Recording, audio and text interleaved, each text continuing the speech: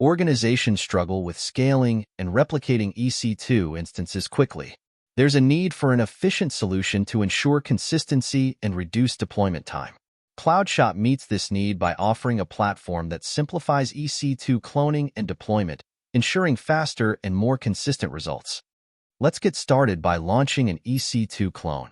First, select the EC2 instance you want to clone.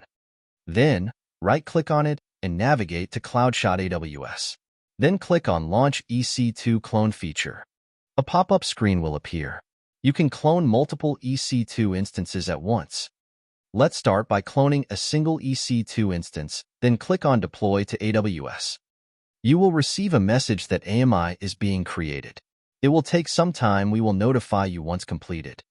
Cloudshot is asking if you would like to update the diagram. This prompt is prevent you from losing any unsaved work if you have any. So let's go ahead and click on Yes.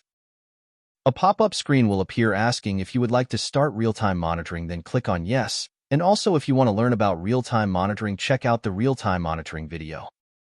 Cloudshot has successfully completed the cloning process you can see here.